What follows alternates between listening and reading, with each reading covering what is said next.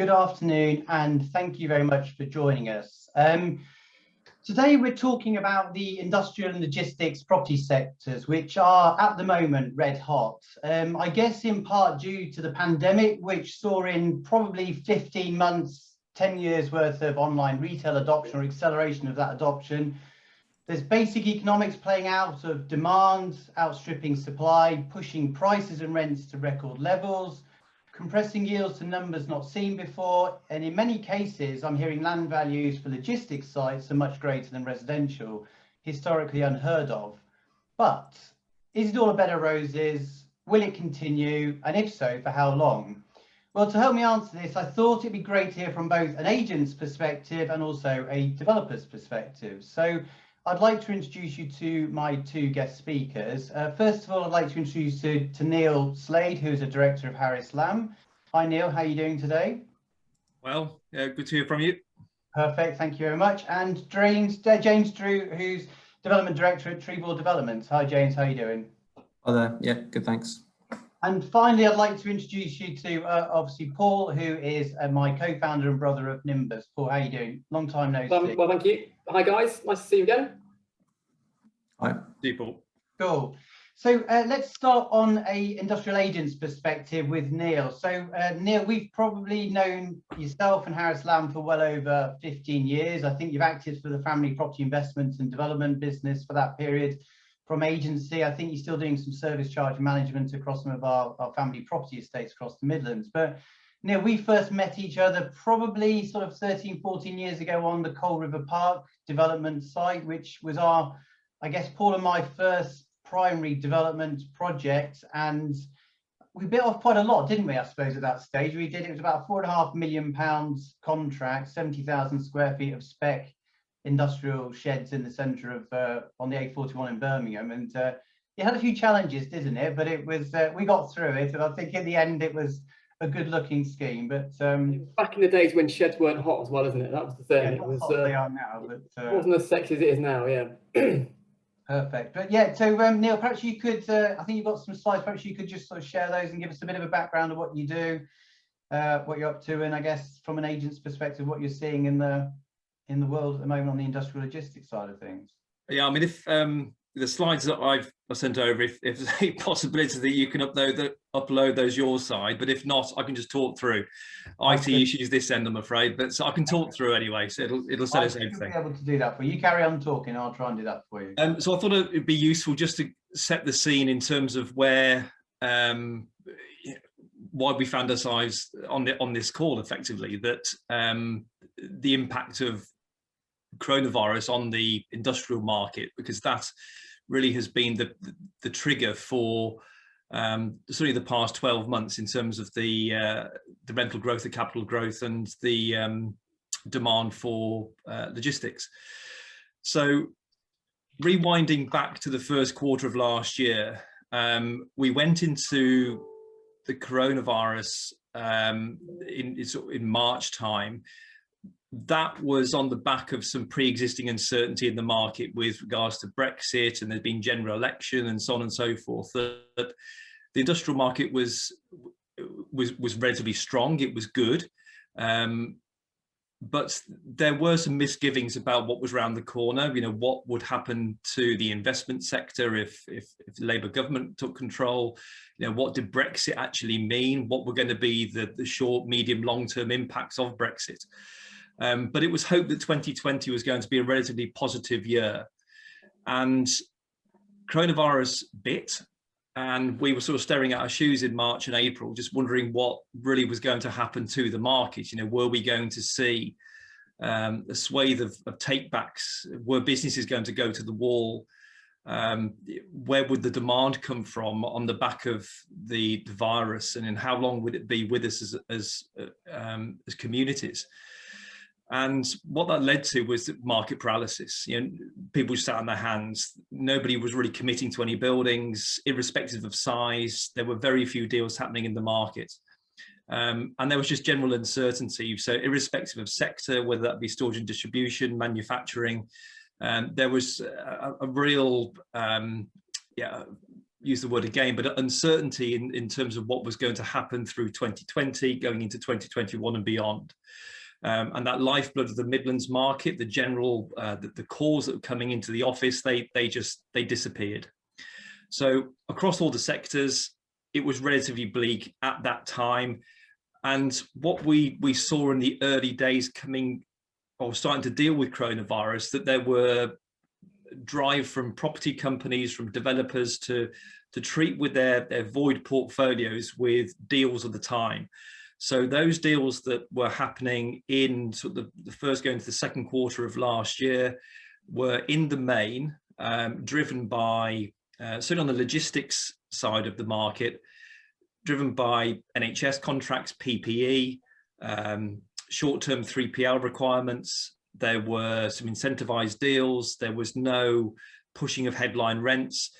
There was it very much felt like the early days of the recession, where landlords were looking at their void portfolios thinking, well, you know, do we stick or twist? Do we get rid of our building now on terms that we perhaps wouldn't be otherwise happy with going into 2010, which was meant to be a relatively positive year? Or do we want to risk that void? You know, do we want to be here in 12 months' time and not do this deal and not have any of the parties come forward? So that started to happen in the early part of the sort of, well, the back end of the first quarter and going into the start of the second quarter of last year. The other negative impact, of course, was the prospective future unemployment, these zombie companies that we've spoken about who were ultimately being propped up by the government. And the last point on that slide I will come back to, but moving on to the next slide, if you can, please, Simon. Just a general snapshot of our inquiries from Harris Lamb, and this is April to April over a calendar year. So it gives you an indication as to how many inquiries, and these are unique calls coming into our office. So anybody asking for industrial building of 1,000 square foot up to 500,000 square foot or beyond, these are the calls. So in April of 2020, you can see that we were getting broadly 120 calls a week. And March, the preceding month, we had relatively strong numbers in the first part of that month, but it did fall off a cliff back end of that month. But from April, that rising trend going through the summer, getting up to approximately 400 in a matter of months, it quickly turned around. So we were getting good quality, tangible requirements, and that was predominantly driven in adjusting to how we as consumers were shopping. There was the drive for online retail, and there was clearly an awareness that there was a shortage of products held within the UK, that we were sourcing products from overseas. China have certainly been a beneficiary in that regard, and the consumers want the product within 24 hours. And a lot of these inquiries were coming in looking for logistics warehousing through into 2020. And there's a lot of take up in 2020 of the larger big boxes that I'm sure James will touch on shortly. On to the next slide, if I may. So the positive impact of the coronavirus was that initial call to arms. Everybody was in it together. We were dealing with those deals at the time, the PPE. But there was that change in landlord sentiment that going into the second quarter of last year, there was an awareness that perhaps those deals didn't actually need to happen, that whilst they continued to happen, there were some better quality inquiries coming through in the market. And these were proper rents. They were on standardized terms without heavy incentives. So that layered on the top of getting through so far Brexit, having a relatively stable political environment to work with. And we've now got what is, I'm sure this is something we can comment on later on, but the perception from the majority of people who I talk to, whether that be other agents, whether that be developers, property companies, there is this understanding that these are long-lasting changes, that whilst this does feel like a bit of a knee-jerk bubble to what has happened, and questioning whether this is or is not sustainable, that the reasoning behind it would feel it's long-lasting, that the demand for urban logistics, the demand for industrial warehousing is here to stay. So what we've got today is a situation where new records are being set, and that's rents, and it's not just rents happening on a sort of quarterly or half yearly basis. We're seeing it pretty much on a weekly basis now, where deals are happening or rents are being quoted which are significantly over and above what has ever gone before. We're seeing second-hand units transact over and above brand new buildings that were let 6 months prior. There is a real readjustment in the market in terms of where rents and capital values need to be. This, of course, follows with land pricing. It's what's happening in the construction sector in terms of availability of materials and cost of those materials, availability of land, and so on and so forth. Yields, so from the investment perspective, we're now seeing for prime industrial, you're looking at in the region of 3.5% for good quality industrial buildings let on reasonable lease lengths to good covenants, and that's ever hardening. The demand is far outstripping supply, so there is very little left in the market. In 2020, the take up during 2020, early part of 2021, was the equivalent of 5-6 years worth of supply in the Greater Birmingham West Midlands market, but predominantly in bigger boxes, logistics. In 2021, we've seen an improvement in the sentiment and confidence of SMEs, which has meant a lot of mid-box units have gone, and not only have been taken up, but now there's a shortage of those mid-box units. And multi-let industrial estates, there is very little void on multi-let industrial estates. So even down to the 500,000 square foot front door starter units, there is very little supply, irrespective of size, irrespective of pricing, irrespective of specification. There's very little left. And the only thing that's holding the market back is the market itself. There is a big problem with supply.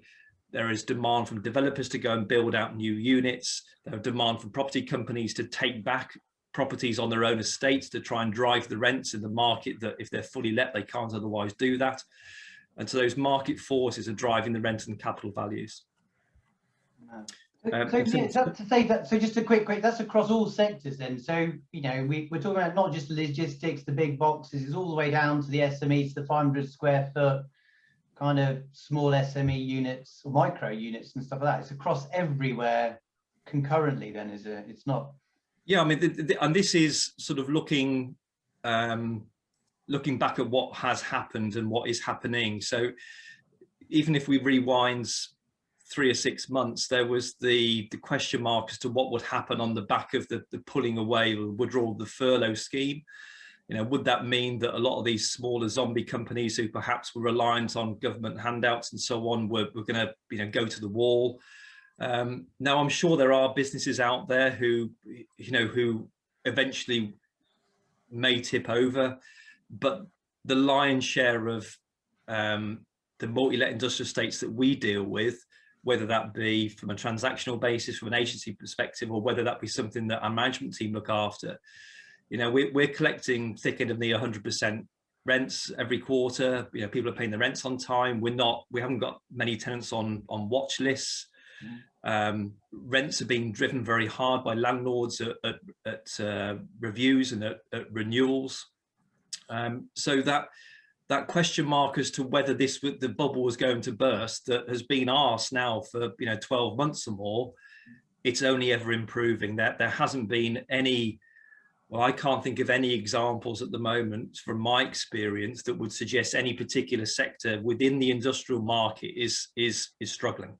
Mm-hmm. I mean, that graph is amazing, isn't it? That graph from sort of, you go backwards, so the 100 to the sort of the I know we talk about online adoption, but that is just manifesting itself straight away. But it's continuing into 2021 as well, though, isn't it? So it's like it's peaking and it's getting even bigger, which is quite remarkable. Yeah, but I think just on there, when you look at the figures from April 2020, just as a barometer, you're taking over sort of 400 calls a week, and that is over and above what we'd experienced in 2016, 2007, 2000. Those were the sort of the best numbers that we'd had for a long time, and they've improved into 2021. Now, so we're getting probably twice the amount of calls we get, and that again is across the board, in terms of size, in terms of rents, in terms of demand for leasehold, freehold. So it's across the industrial sector, full stop. But we just haven't got the supply. And I say we, the market, the pipeline has disappeared within 12, 15 months. Yeah, so the supply is quite clear. So the demand is quite clear there. The graph is showing the demand. It's the supply side of it, isn't it? So yeah, and there's good quality as well. And the businesses out there are, these rents are being set, and that they're being set on a very regular basis. And I've come from meetings this morning where we are going to be quoting rents on a second-hand scheme in the West Midlands. The buildings would be approximately 40 years old. They'll go through a refurbishment, but the quoting rents will be over and above brand new buildings that have let early part of this year. And what sort of rent, sort of headline rent? You sort of talk about prime yields at sub 4%, 3.5% and things like that, and that's an issue. What sort of rents are they? What does that translate into capital values? I guess I'm trying to work out in terms of. James will no doubt talk about this moving forward, but there is now a sort of a concern, if you will, that if you are looking too far ahead, you could get it wrong. That you can get a rent approximate today and try and get a befitting rent for any letting or a sale. But if you're building something out, if it's taking 6, 9, 12 months, a lot of the deals that we did 6 months ago, if we carry on the same trajectory, they're high reversionary today. Yeah. So we've done deals, and other agents have done deals, market-facing deals this year at the time which were appropriate. Investments have come to the market, and there's reversion on those leases which are less than 6 months old. That's remarkable. So, the market is moving so quickly. And in terms of where the rents are, I think there are question marks across the market, subject to what you're looking at, who you're talking to.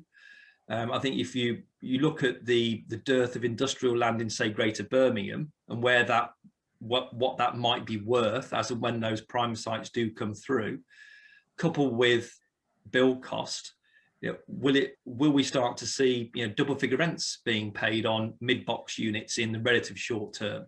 Because what we are seeing are 30, 40-year-old second-hand buildings which will be refurbished, going to the market or coming to the market off £8.50 per square foot, and those are second-hand units. And if you have got a differential between a 60,000 square foot unit with 8-metre eaves against a brand new unit with 10 or 12-metre eaves and a yard that's twice as big, and one's got dot loading and one hasn't, well, if one's going at 850, then it wouldn't be unsurprising if you're seeing a brand new building go, there's double figure rents. But it really is sort of catching the market quite cold because it's moving forward so quickly. Yeah. Very in terms of capital values, I mean, I think because the investment market is so hot, we've personally been involved with schemes where we've been quoting north of £200 per square foot for mid-box units, because why would you, with the market being so strong from a leasehold perspective, why would you not want to rent your building? And if you wanted to dispose of it, the market is there from an investment perspective to get those capital values. And from those inquiry levels, that if it goes empty, there's people queuing up to take it, isn't there? So it avoids, you're not really concerned about that, are you? So, a lot is being pre-let. So what is on certainly mid-box units, there is a drive to spec out simply because there is a lack of supply at the moment. You want to benefit from the current market conditions. And the majority of schemes that we've been involved with, I'll say mid-box, let's say 30 to 100,000 square foot, the vast majority of those buildings that we've been involved with have been pre-let during the construction period. Brilliant. So it sounds like it's all a bed and roses for developers then, James, isn't it? It's dead easy. Just so Neil, you finished on your slides, haven't you? Have you got one more? Sorry, Sorry, Yeah, I mean, we can get back to it. I mean, it's sort of future opportunities, Sorry. in terms of what what we're trying to do, ourselves, and what our competitors and what the market's trying to do. And again, James will come on to this, but there is that ever that desire to get hold of development land, strategic land. That there is a pipeline issue in terms of bringing sites to the market. We need more of it. The Midlands needs more of it. The Midlands market is moving forward apace. And the demand for industrial is proven, and I think the sentiment is there that this is going to be with us for a while, that we may not see the groundbreaking rental growth that we've seen in the last maybe 6 or 9 months going forward significantly, but we don't, and it might be a cooling off, but there's still going to be growth. What that means in terms of year-on-year percentage growth, we don't quite know. I don't think the market really has got a barometer that you could rely upon, but there's no expectation that this is going to see a increased level of second-hand buildings or new units coming to the market and buildings starting to stick. So short-term lettings we've spoken about there, those have pretty much been and gone. A lot of those lettings which happened in early part of 2020, if they've gone to 3PLs, invariably those 3PLs now are looking to renew. They're taking on longer term leases because they want to nail down these buildings for contracts that they may not actually have secured, but they don't want to lose property because they are in such short supply. We spoke about as a business or use class opportunities within the sector, but at the moment, and you touched on it at the start, that the industrial sector is doing so well that we go and look at some second-hand industrial schemes that perhaps owners have got an idea that there is a pot of gold in there for residential opportunities, but industrial land values and demand at the moment, that really is the sector that is seeing some groundbreaking prices being paid. I mean, it's probably best to pass this over to James now, and we can sort of discuss how ultimately we can all try and find those opportunities, because it is that's the key moving forward. Perfect. Is that okay, James? Over to you. So tell us how it's what about yourself and what you're doing and how you see the marketplace. Yeah, I'll all being well, this should share. There we go. Has that come up? You probably just want that's the one. There we go. Perfect. Okay. So yeah, James Drew, Trebor Developments Development Director. I've been at Trebor getting on for 5 years. So I'll give just a quick overview of Trebor Developments. So essentially national developer, excluding M25 Southeast. We talk about land values across the UK. In London, it's kind of a whole nother world. Land values of 10 million an acre, mid-20s, £28 a square foot on industrial in the southeast. 90% plus of what we do is industrial. In terms of unit sizes, the lower end will be a sort of circa 20,000 square foot if it's part of a wider estate. We've tended latterly to bring forward an estate that will have a mix of units anchored in mid-box, but we have brought forward, developed and now let bigger box, so 410,000 in Doncaster is our biggest sort of recent spec. In terms of sizes that we'll look at on a kind of acreage basis, 4 or 5 up to, well, there's no real maximum. We recently secured a site in Peterborough that's about 127 acres, and we've had remarkable interest in that even at this kind of early stage. In terms of what we've done, we've delivered circa 3 million square foot over the last sort of 15 months or so, which probably puts us top 5 national developers by square footage. It's also a lot of deals given that some of these units are 30, 50,000 square foot. We primarily work with Hillwood, who are an American, one of the largest developer investors in the US, so we're extremely well funded, but we do work with other funds, and I've just shown and some examples of other guys that we worked with recently there. I cover sort of Southwest, East Midlands, all involved with kind of West Midlands. Colleague of mine, Greg Dalton, deals primarily with Northwest and East, and then Bob Tatchery is managing partner, Northeastern and sort of UK wide. So I've mentioned that we spec developed 3 million square foot. The long and the short of it is we've essentially let all of that. We've got literally 1 or 2 buildings that haven't PC'd or haven't started on site, still to let, but otherwise what Neil's spoken about in the Midlands is our experience across the markets that we operate in. Strong demand across all sizes, all categories, and I think it's anticipated to continue really. Huge investment interest. We've actually done deals recently with funds where we've speculatively developed a scheme. There was a scheme in Bristol, 6 units, 155,000 square foot. We let 20,000 square foot. And a fund came along, NFU, and said, we'll take the letting risk, that's fine, and paid us what was effectively a sort of full capital value price. Sort of, you know, such is the appetite from funds and investors. This was, I've done that thing that most people do where I may have borrowed from a previous presentation. This was available now. This was available now, and it speaks of the sort of general sentiment that pretty much all of those are now gone. Gateway was the 411,000 spec. We could have done that deal 10 times over in the end. We literally had occupiers queuing up, and you know, 410,000 in Doncaster. Not that long ago would have been seen as sort of perhaps leaning in on the risk curve. Essential Approach is a unit that we've got, which we spec developed off the back of a pre-let to an organisation called Oxford Instruments. 20-year lease, RPI 2 and 4. Again, you know, there were funds knocking down the door. There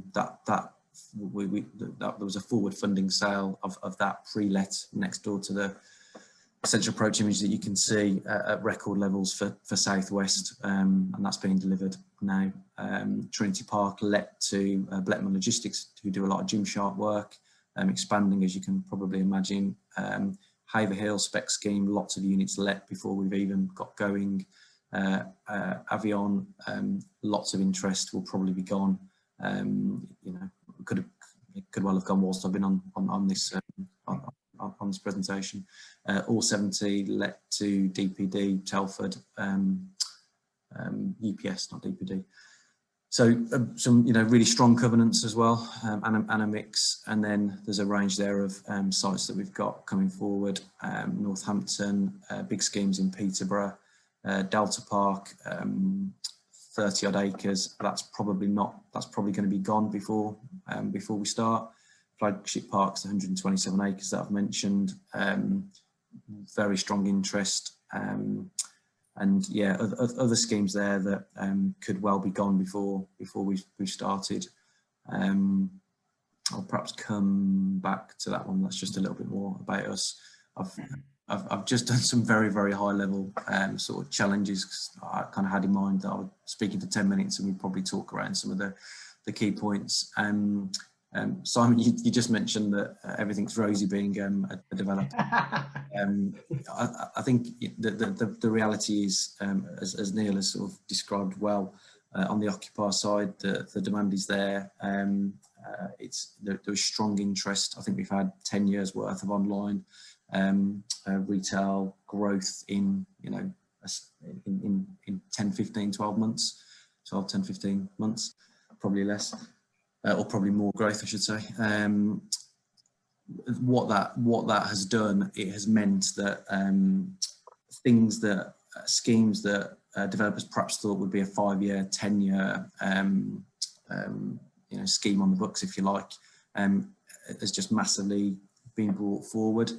you know, major schemes, East Midlands Gateway, you know, millions of square feet that have taken 10 years in, you know, through the planning process, and, you know, developers will be in and out of these things in a matter of years. And what we're also seeing more of, again, which has been touched on, is the size of deals. You know, that the average size is just getting bigger and bigger. I was having a conversation with someone the other day, national practice, very well-respected research team, and you know, the sweet spot, in inverted commas, was 650,000 square foot unit, and we're speaking to occupiers that you know, their requirements are big. That leads back to, I mean, essentially that first point, land supply. So land supply is diminishing, it's going quicker. Then probably ties into my second point, which is planning. I won't get into the regional development agencies being absolved or removed as a tier from the planning system years ago. But essentially, we don't have a pipeline as a market that comes forward in a measured way. The planning system is under a lot of pressure, under a lot of strain. It's becoming more onerous to get your planning consent, you know, rightfully in many regards, on net gain, ecological requirements, also noise issues, the sort of trees, the sort of raft of the level of work that has to be done to get planning consent is ever more complex, takes more time, and slows the process, adds risk. And then the other part to this is build costs, build cost supply chain, which again Neil's touched on. So we're kind of in a situation where, working backwards, there's a lot of demand from investors and occupiers. Land that does come to the market or is available, there's a lot of demand for that land because it's in supply. So kind of one aspect, one raw ingredient, if you like, of a development, that's the dynamic at the moment. You then move to, okay, we've got the land, it's time to build it. You know, in the same way that rents are going up or going up, and they're not changing, they're going up, almost on a day-by-day basis, week by week, certainly month by month. It's the same with build costs. You know, never before have I not looked at something for a few weeks and gone back to our QS and said, you know, has it changed? Is it now going to cost us more to build this than we thought it would do 6 weeks ago? And the answer now is yes, it probably will. So I think that's probably covered challenges. So opportunities. One thing with the sort of land dynamic at the moment, because of where end values sit, there are sites that perhaps historically had a negative land value or a zero land value, or due to the level of abnormals, whether that be remediation, whether that be levels, whether that be infrastructure required to access them. You can actually now carry a lot of those costs and still get to a positive land value. It doesn't mean that they're easy, you know, the sites are any easier. You still need people like Trebor, who are, you know, technical experts and have the track record and experience to deliver these sites. But there are sites that a year ago, 6 months ago, would have had effectively no value, that now will have quite a substantial value. That I get, well, it kind of echoes wider opportunities. I think where I'm coming from there is, you know, there are schemes that have been delivered. There's an example in Albury. The site had a resi consent, and it was acquired.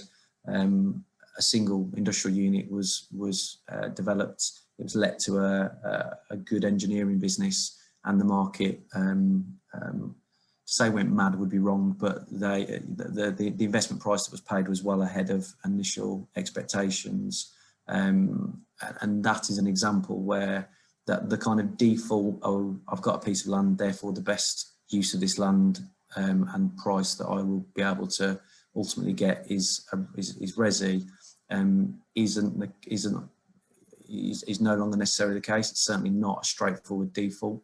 There are lots of parts of the the Golden Triangle, Coventry, Rugby, where employment land values are substantially ahead. I'm far from a resi expert, but there is a difference.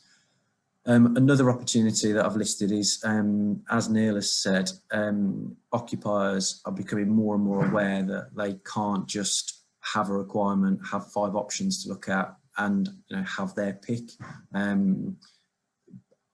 Because of that, they are engaging earlier. We let 3 million square foot.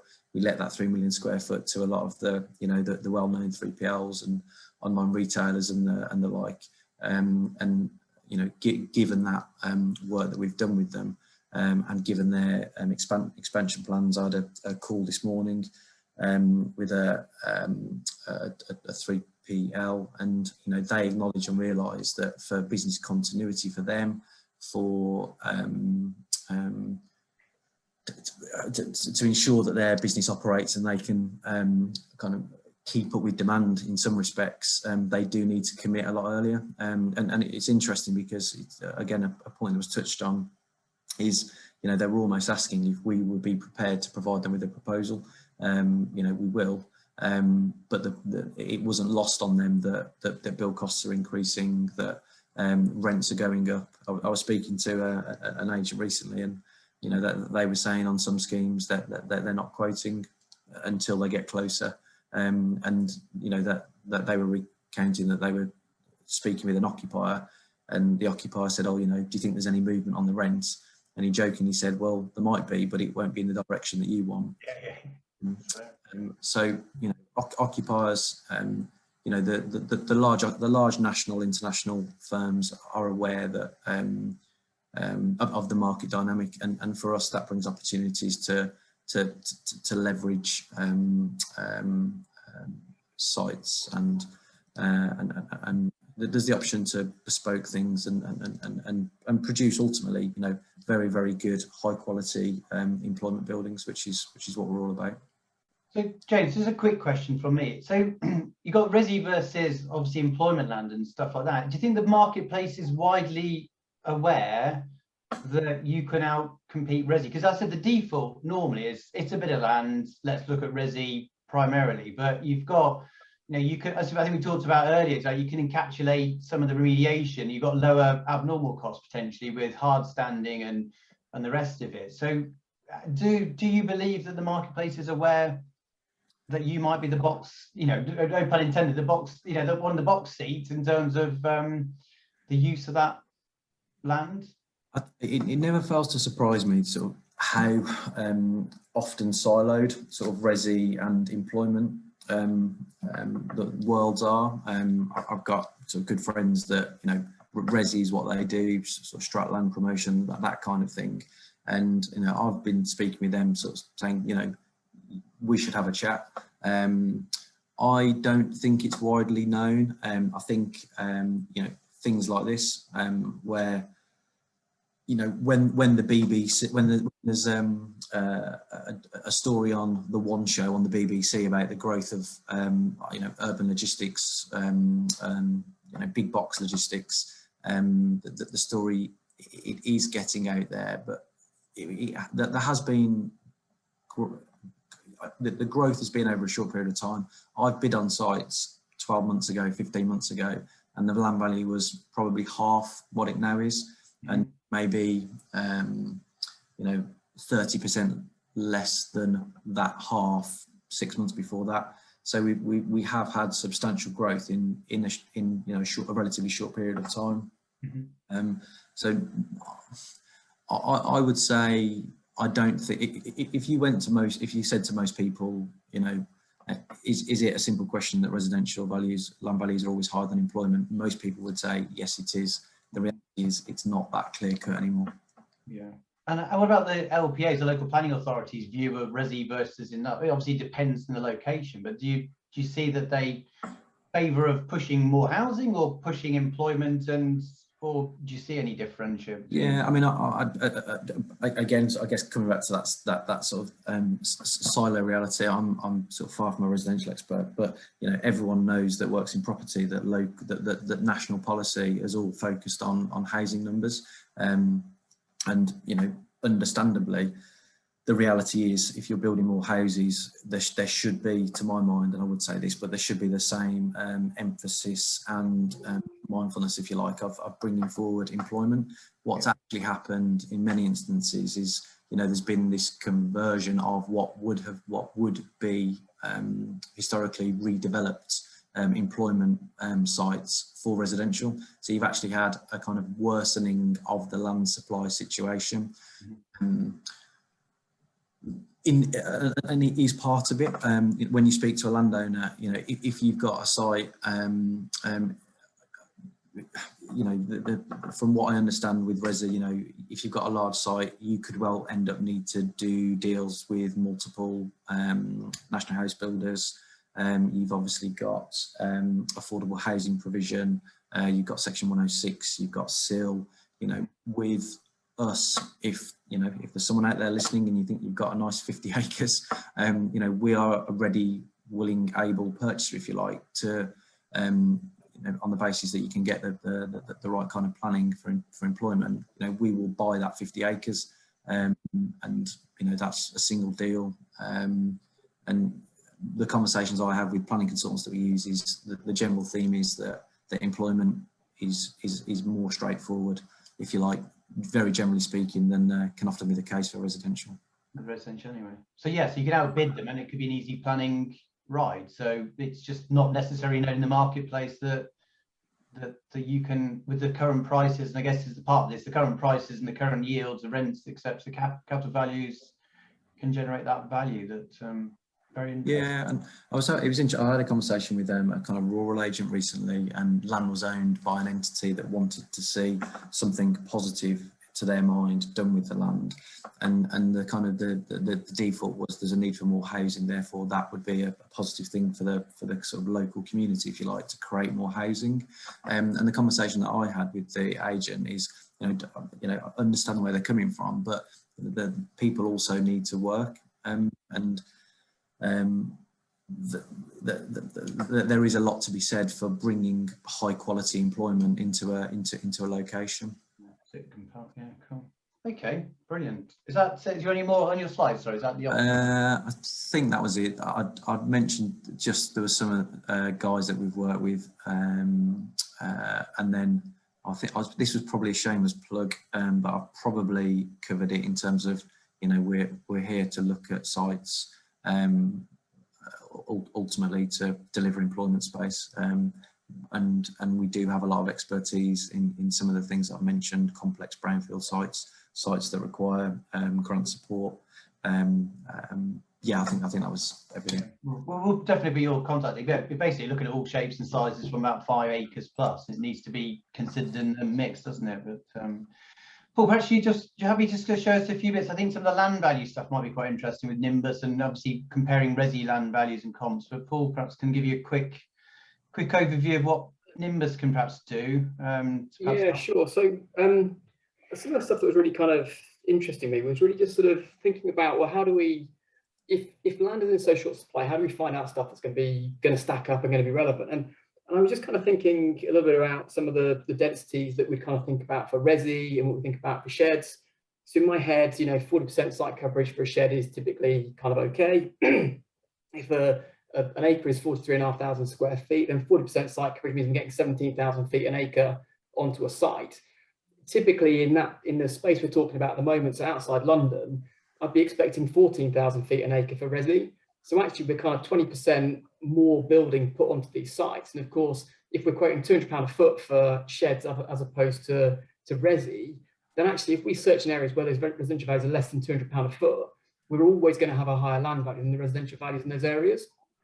So kind of thinking about where do we search for this stuff, I thought would be kind of interesting. And then of course, with the shed requirements, we've got a natural minimum size that we need to get the kind of size of box that we want on it, quite frankly.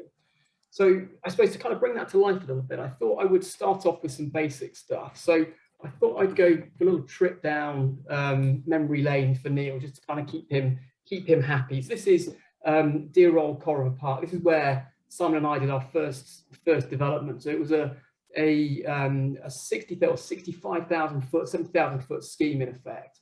It was a bit of a pig, frankly. It was a bit of a difficult site, and we probably could have picked an easier one. So we had this is the site here. It's about 5 acres. We had a highway improvement line across the front. We had a intermediate pressure gas main running down the side of it. We had a 6-foot sewer running down here, and 2 smaller single, like 300 mil sewers running across it, and of course the dear old River Cole running through the middle of it as well. So in a world pre-Nimbus Maps, we sort of cracked on with all of that. What was kind of really interesting is when you start looking at the site itself. So this is the Nimbus Maps Elite platform in effect, and what it's doing is it has a little kind of ownership from land registry plotted in the map, and you can click each bit of it and it kind of shows you some interesting stuff. It shows you what's on the site, title number, ownership details, and you can access title plans and registers from land registry and this kind of stuff. It's got pre-measurements of site sizes and building footprints and heights, all that kind of stuff. Rates assessments, giving us kind of the size of the net internal area of all these buildings and this kind of good stuff.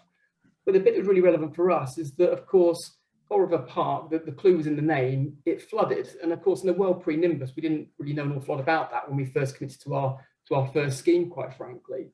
So actually what Nimbus does is it shows us some of those planning constraints early doors. So we can see, in the case of this is not listed, well, of course it's not, but it is in a flood zone. It's not in Greenbelt or AONB. So we kind of have a quick snapshot around planning and planning constraints that we've got. And of course, in our case with dear old Corriver Park, that planning problem was quite a significant one. It was sort of the majority of the site was actually sat in flood zone 3, and then kind of what was left of the site was actually partially in flood zone 2. And that meant that for this front building, we raised that building out the ground in entire meters. So it's an acre in size, net internal, 40,000 feet or so net internal. We raised all of that out the ground to make all that work. So that was kind of an interesting starting point. I suppose what we've then been talking about is, I suppose, 2 things. One is kind of what's that quoting price across the area in effect. And so with Nimbus, what we have is a little kind of commercial availability. And what this does is it looks at the top agents' websites across that area. So what, of course, you will see is that there's a top agent just sat here, Harris Lamb. That's actually one of Neil's deals on our old scheme. And of course, over the road, there's some other agents doing some other stuff too. So really quick ways in which we can kind of get a feel for what's going on. So again, Neil's got another site around the corner on the market. So there's Mucklow's Park up the road that Neil's working on. Neil on there as well, isn't there? So there he is. Yeah, there he is. Looks just like that now. So in essence, a quick way to work out, well, who are those active agents in those local areas? Who are the people who want to get in touch? Well, of course, they're sat right there on that commercial agency. That's going to help us quickly understand how those rents are kind of moving. The other bit that I thought was kind of also interesting with this was saying, well, actually, how do I know that if I'm going to go and target a particular area, that actually, if I'm in James's seat, that I know that my land value is going to outstrip the residential land values in those areas. So what we also have in Nimbus is average residential value kind of overlay, if you like. And what that does is that groups together neighborhoods across the area looking in effect, and it sort of plots those with a white line around the outside. It then looks at all the properties, all the residential properties that are sold, how big they were, and gives you a rate per square foot. So if Neil's quoting £200 a foot for resi, or for sheds rather, or indeed he knows full well that he's going to get pushing 10 quid a foot for his rental level, and it's a 3.5%, 4% yield in those areas, then of course we know that we can get an appraisal where our GDV is going to be well in excess of £200 a foot. So if the residential properties are selling at 200 quid a foot, and we know our shed densities are higher than resi anyway, then we know that our appraisal is going to be much more competitive in those areas. So quite quickly, what I can see is that there's big chunks of Birmingham where I do want to go and search, because actually, if resi is 126 a foot, then I can absolutely smoke that as a land value compared to what resi is going to come out the back of that. Can't rebuild it for that, quite frankly. So that's kind of clear. But of course, if I'm disappearing into Edgbaston, which is some of the really swanky parts of Birmingham, or kind of in the sort of centre up there, then those values are kind of high, and therefore I'm going to be really struggling to compete in those areas, Frank. So I can be very targeted about where I go and search. The next thing, of course, I want to go and do is I want to say, well, actually, let's go and search in these areas for those sites that are big enough for what I'm looking for. So of course what you have then in Nimbus is a sort of simple little search where what I can do is I can click search here. I'm just going to enable the things onto the map. So these are all of the freehold properties within a little search area. So there's the center of my search, and these are freehold properties from Land Registry. What I can then do is, so well, I'm going to search a bit of a bigger area. Let's do keep it simple, so I'm not going too far. But I can then set a property size filter. So James is after sites that are over 4 acres. So if I just type in the letter 4, so the number 4 there, this is going to say, show me any properties within this area that are over 4 acres in size. Let's just see if I get lucky, which I probably won't actually, because this stuff's quite big. So there's a piece down here that's kind of big enough, one up here that's big enough, and one over here that's big enough. So actually I've only got 3 sites. My guess is there could be some problems with this one. So this one is owned by the Birmingham City Council, so I'm probably, don't know if that's going to be particularly interesting unless I can kind of get on the end of that or not. There's a lump down here is owned by the council as well. And just up here, again, owned by the council. So there's probably not huge amounts kicking around unless I've kind of got particularly strong links with them. There's a piece down here, which is the one that Neil's on. So his client, I'm guessing, is probably AJ Mucklow, that bought that back in 2000. So that's the old Rasa battery site, I think, that we looked at years ago, in effect. So it's given me that kind of very quick understanding of which are the right sites that are big enough for what James is interested in. And what I can then do is then start to access those companies off market. So I can do a couple of things. I can go off and I can add this site into a thing we call workflow, in effect. And what workflow allows me to do is it allows me to manage a list of sites. So I can start to say, well, are these properties on profile for what I'm looking to go and do? I can very quickly have a look at some of this stuff and say, you know, it's not a flood zone in this case, it's not in Greenbelt OMB, it's not listed, no kind of problems around those kind of headline planning constraints, if you like. I can put a lot more detail into that search around some of the other overlays that we have, sort of technical overlays and this sort of stuff, even down to traffic flow and things like that. So one of the things we did with Coral River Park at the front here is we actually managed to put an advertising hoarding at the front, which we sold for 150 grand. And the reason we got that interest is there's actually 20,000 car movements or 19,500 car movements running down the Warwick Road and down the A41 there. That would actually put it up into the sort of the territory where you get interest from the likes of Costa and Mackie D's and this sort of stuff. But my guess is the kind of land value we're talking about, that James is talking about now, that actually those historically interesting uses around drive-throughs and things like that probably can't get to the same levels that you can get to with sheds anyway. So what it would be interesting is, so actually there's a bit of spare space at the front of the scheme, then perhaps a hoarding at the front might be useful and might kind of drive some extra value off the back of that. And that traffic flow overlay will kind of tell you where are those places where that traffic, that passing traffic is going to be interesting enough for those hoarding companies to get you interested, in effect. So that's the sort of starting point around all of that. But of course, once I've found a bunch of sites that are interesting, and of course, if we're 4 acres or more, there's not vast numbers that are going to come back. Then of course, what I can do is I save those properties to workflow. This then goes into a little schedule down here, in effect. And then off the back of that, there's the one that I've just saved. I can then download that into Excel, which gives me a little bit of ownership. It tells me who the owners are. It'll give me the address of AJ Mucklow, so I can then go right to those owners. There's some other kind of cool stuff around how you can sort of tap into the black book of the industry. So how do I know that I should be ringing Neil to get in touch with Mucklows because he's retained by them? Well, there's sort of some tricks through the system we can use to go and do that. But we'll sort of save that for another day. So I'm just kind of conscious of time. I suppose the other thing that perhaps is interesting is when we start looking at, I suppose actually, if we're looking here, then I guess one of the questions that I might have is there something in this area where there's some big residential schemes that are perhaps coming forward? Because if I know that I can outbid those, then perhaps they're worth a target. So with Nimbus, we have this little overlay that's it's called our planning overlay, in effect. And what that does is it goes off and it looks at all the planning portals across the country every night. And it loads all of the planning applications into the system. What it then does is it then looks for the words that are in the descriptions. It says, well, is it a residential flavour? Is it kind of building houses? Is it building commercial buildings? Kind of what's it doing, in effect? And what we can sort of see is that actually there's a scheme down here. I haven't done this, it's kind of live off the thing, but there's an application here from 2019 for 301 units, in effect. So it was the demolition of whatever that was back there. And of course, well, if I know that the residential values in this area are actually quite weak, which they are, because I can go and look in the market section and see, well, actually the residential values here are just tickling up to £200 a foot. And we've just done a little calculation to say that James should be more competitive than Resi in a £200 a foot area, because he can get 20% more building on the site than you can for Resi. And his exit values are probably a bit higher than that as well, because a new build scheme in a £200 a foot area is probably going to sell for sort of 250. If he gets 10 quid a foot on a 4% yield, he's going to be at 250 as well, and his build costs are lower, and his remediation strategy is less difficult, frankly. So actually, what this then is showing me is that there's a residential planning application in an area where actually the shed scheme would work better for him. And so therefore, maybe there's another way of trying to target those particular locations, because we know that actually we know something more than the local marketplace in effect. So hopefully that's been helpful. I've sort of touched on various bits of the system. There's some kind of cool stuff that you can do with the exports, and in particular looking at planning applications. So one of the things that I'm kind of interested in to run is a little export around planning applications in the area in effect.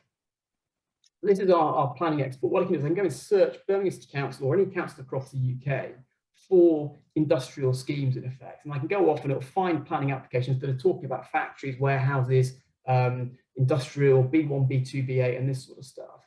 I can then export that into Excel, and what that will give me, this is the bit like blue peach, this is one I made earlier. What that will give me is this little export here. So here we have a list of all the planning applications, where we found them, the reference number for it, and then any planning applications then that are talking about B1, B2, B8, industrial, etc., in effect. So what it's giving me then is a list of all those applications, very usefully across on the right-hand side. What you'll then see is the address of those properties, the title number that it's sat on, the owner of that particular property and when they bought it. So quite quickly what I can get, and that's the price they paid as well. So if I was just to say, well, just show me these properties here that have sold in the last few years, then what I'll find is sort of an industrial application on the left-hand side, a list then of locally active developers across Birmingham that are putting in applications at the moment, that have bought sites recently. And then, of course, a list of the prices they've paid and the date they bought them in effect. So I can then piece that together to start creating my land comps, albeit I'm kind of conscious that with the market shooting up and my GDV shooting up, my land comps probably are looking a bit historic and probably not as useful as perhaps they would be in a more stable marketplace, quite frankly. But it's giving me that sense of what that marketplace might look like. In addition to that, what's kind of also perhaps interesting is looking at what these things are talking about. So what are the things that people are buying and then converting to sheds? What is that local market feel of the kind of stuff I should be buying to then put sheds onto them? And that sort of sits within this, this little list here in effect.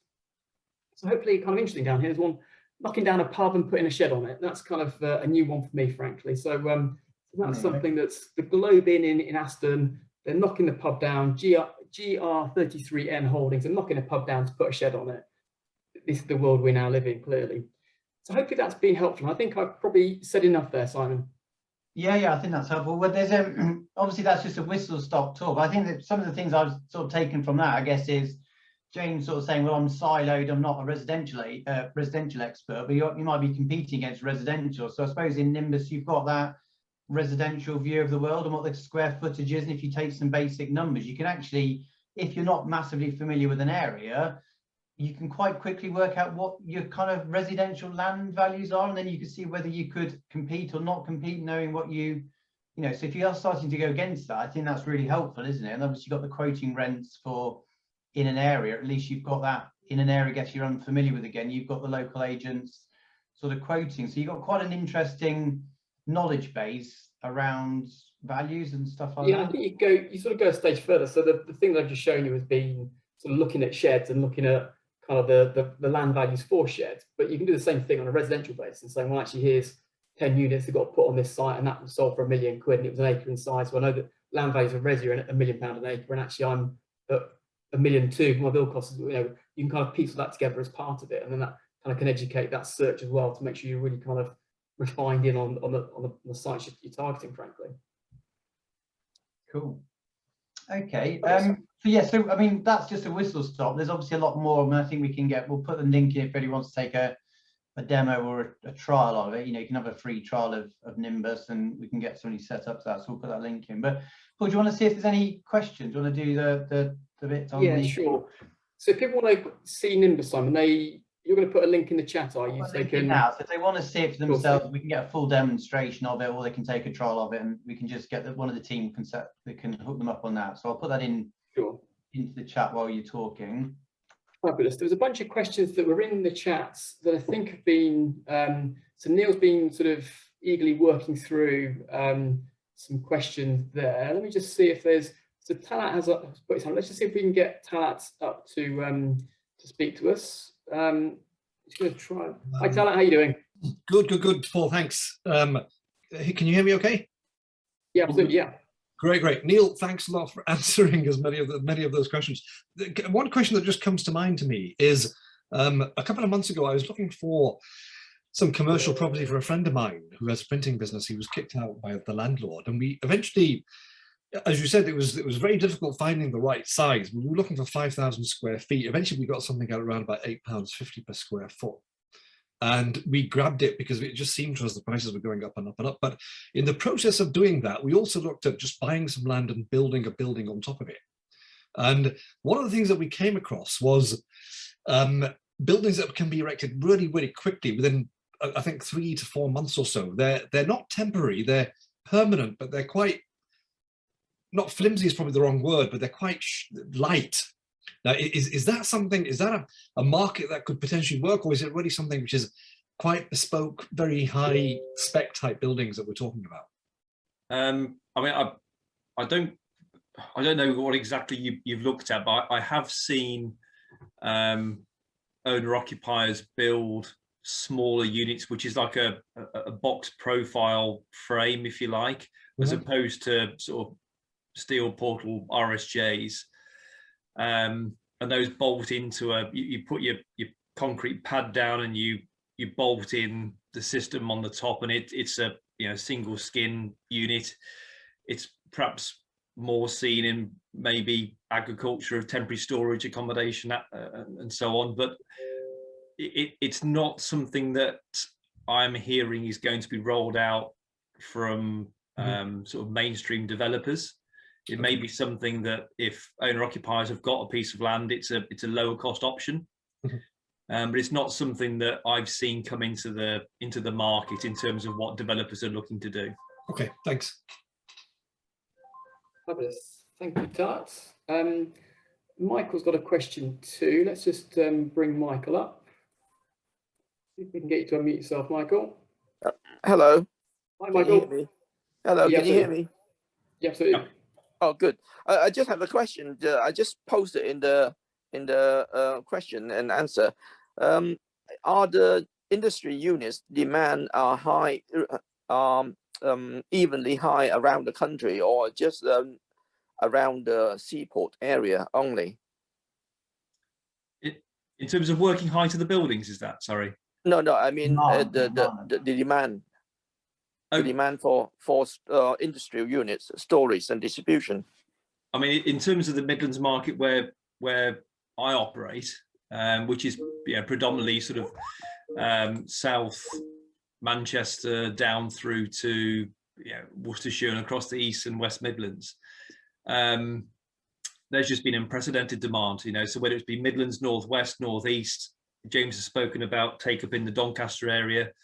There's a Midlands occupier who, a year or so prior to COVID, they are in maybe 30,000 square foot. They're in over 2 million square feet now, and they are predominantly based in and around the Midlands, and that is e-fulfillment. Oh, okay. So it's across last mile logistics as well. That's another area of the market which is ever growing, and that is essentially the taking of the parcels from you've got sortation plants, you've got the last mile logistics schemes, which the Mucklow Park scheme that Paul put up on the screen earlier on, in Tyseley, that there is a brand new Amazon facility there, and ultimately they will be dropping the parcels to a geographic area, so to the postcodes, to the homeowners, through their fleet of electric vans. So these last mile logistics are dotted all over the country, because ultimately, you know, they are delivering to your front door. I see. Yeah. And we've got super lazy and super used to having everything at the last minute, you know, and as soon as we can't get our fuel at the last minute, whatever it is, it all goes a little bit haywire. But absolutely. Thank you, Michael. James has got a question as well. Let's see if we can get James up. Hi, James. Hello. Hi. Very interesting. James Lockhart, based in Swindon. I'd just be grateful for Neil's and James's view on the trend for mezzanines and big buildings, big boxes. Just to put you in the picture, Amazon are Panattoni just completing a 2.3 million in Swindon, where there's 4 levels making up that 2.3 million. I just wondered where you think Eve's sites are going. And finally, are you seeing any trend? Are the 3PLs taking the leases, or are occupiers now coming in, taking the leases and deciding who they use as the 3PL? If I pick up on the latter point first, and whether James, you want to take the former, but I want to say that the take up, if we say the last 12 months, the Midlands market, and if we look at sort of the logistics take up, it is approximately sort of 80%, maybe more, in terms of the B8 sector. So that is, you know, storage and distribution of whatever kind, e-fulfillment, you know, the traditional 3PL. So I think the e-fulfillment market, which is coming through at a rate of knots, I mentioned that SuperSmart example. You know, they are an e-fulfillment business who have sort of transformed the market in the Midlands as much as their own business in the last sort of 18 months or so. The online drive, I don't know, James, sort of how you've let your buildings, where you're seeing your occupiers coming from, but you know, we are seeing a lot of our inquiries coming through from that sector, and it started off in big distribution warehousing. It's now right down to 5,000-10,000 square foot. That Mucklow Park scheme, again, whilst they got Amazon, that the developers speculatively built 7 smaller units of 5,000 to 15,000 square foot. There are companies on there who are online businesses. You know, they are bringing a certain product in, or they are manufacturing it at a different place, and those buildings are online fulfillment, but they're 5,000 square foot, and you're also seeing that, you know, the 2 million square feet in other parts of the country. In terms of mezzanine floors, Jeff, is probably more sort of the larger, big distribution warehousing, isn't it? I mean, the Amazon unit that has gone into Redditch in Worcestershire, which is circa 500,000 square foot, has got a very bespoke fit out with a mezzanine floor going across pretty much the whole, and that's just how the sort of sortation system will work for Amazon in that particular building. I know Segro were building units, multi-layer, multi-deck units, but you haven't done anything, Trebor. There's no plans for you to do it. It's something that there's more and more in the press in the southeast, where different organisations are looking at how to deal with the requirements for last mile logistics and for the parcel delivery guys. You know, there's talk of repurposing car parks, even office buildings. Segro have done, I think it's a scheme in Paris. There's that there are, I think Gatwick might be another one. It's something that comes up when you talk about land density and land prices. The feeling is at the moment, you know, it's happening in the southeast in terms of people are looking at things. Will it happen outside of the southeast? Land values have got quite a way to go to catch up. I personally can see it, but not for quite a period of time, you know, for years and years. So that's kind of multi-level, not mezzanine, multi-level, you know, one occupier on top of another with separate yards and the like. Mezzanine, we don't, everything we do, we talk about per square foot. I've had the conversation with agents and occupiers where you talk about cubic capacity, and if you're a 3PL or an organisation that uses the height, which essentially is organisations generally speaking, other than B2 manufacturing guys, there's a case to be made that there's greater value in a higher building. The general direction of travel is taller buildings for future proofing, to give yourself the option of mezzanines sort of in the future. I had a conversation with an occupier this morning. Will that be 12 metres? Will it be 15 metres? If it's 15 metres, then we can put an additional mezzanine in. So what we're talking about generally is there not being enough space, and a mezzanine is a way of creating further usable space out of your square footage. So it depends on the business practice, but I think people are looking at all options. That Amazon model will be rolled out. Is my when large organisations come up with a format, it's normally part of a wider proposal, generally speaking. So I can see more of those types of multi-level buildings, but then it comes back to planning. If you've got a building that's going to be higher than the local cathedral or church, then planners don't like that, which is probably fair enough. So you can only do that in certain locations, in certain places. In terms of B8 versus B2, there are more B8 requirements, but there are some really good B2 requirements. We did the pre-let that I mentioned in Bristol. It's a company called Oxford Instruments who make nanotechnology that goes into your iPhone. There are other things that are happening with B2 occupiers. When a B2 organisation moves, it's a big deal. There's normally, it's not uncommon for there to be very substantial fit out. Their lead-in times are longer. They probably have a higher power, almost certainly need more power. Staff is really important to them. Connectivity is important, and actually just availability of land. So to say that the market is only B8 would be wrong, but there are more B8 requirements. Thank you, that's very useful. Thank you, very interesting. Perfect. Okay, well, I think we've gone over our allocated time. So I think, first of all, I'm just going to put in the link if anybody wants to have a look at Nimbus and see take a trial of that.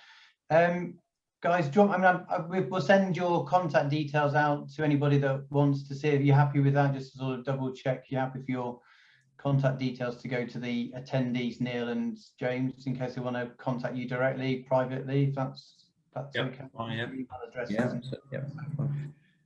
Well, I'd love to thank Neil for his kind of really interesting insight into, I guess, predominantly the West Midlands and what's happening there, and I think also James for what's happening from a developer's perspective. It's kind of quite, I guess, once you're out of it a little bit, it's kind of gone a bit nuts, actually, if you ask me, of what's happening. And I guess you're probably feeling that anyway, even if you've been in it for 15 plus years, that it's kind of unprecedented and a mad moving time. But it's been really, really interesting for me to understand what's going on and how things are changing. Thank you, obviously, Paul, for your input into things. And yeah, if anybody wants any more information, then they can contact the team. We can obviously link you up with Neil and James if they don't want to do anything. But the takeaway for me is that you can outbid residential values, and it's mad, and you should definitely be looking at industrial and logistics as a primary sort of starting point, almost, rather than just into residential. So thank you ever so much for listening, and yeah, we look forward to catching up with you all soon. Cheers then. Bye.